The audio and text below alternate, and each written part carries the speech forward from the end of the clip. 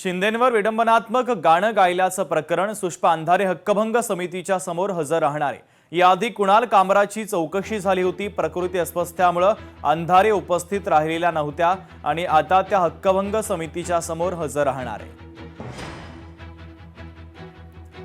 तर महत्त्वाची बातमी आपण पाहतोय, सुष्पा अंधारे आज हक्कभंग समितीच्या समोर हजर राहणार आहेत। याआधी कुणाल कामराची चौकशी झाली होती।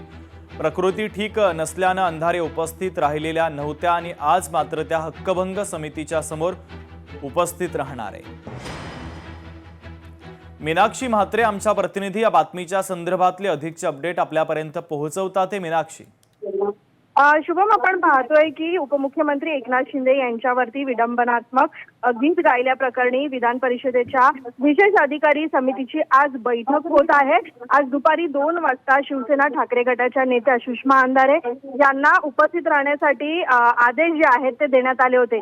यापूर्वी आपण पाहिलं होतं की सुषमा अंधारे यांना उपस्थित राहण्यासाठी नोटीस जी आहे ती पाठवण्यात आली होती, पण मात्र मागील बैठकीवेळी कुणाल कामरा हे उपस्थित होते आणि त्यांचे साक्ष देखील नोंदवण्यात आले होते। मात्र आज सुषमा अंधारे या उपस्थित राहणार असल्याचं कळत आहे। दुसरीकडे मागच्या वेळी सुषमा अंधारे यांची प्रकृती अस्वस्थतेमुळे त्या उपस्थित राहू शकल्या नव्हत्या।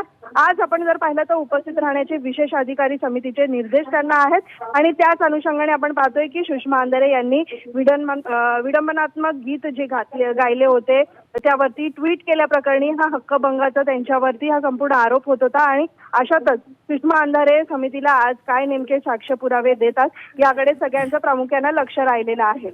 अगदी मीनाक्षी, तुम्ही आमच्यासोबत अशाच जोडलेले राहा, कारण पुढच्या देखील एका महत्त्वाच्या बातमी संदर्भातली अपडेट घ्यायची आहे।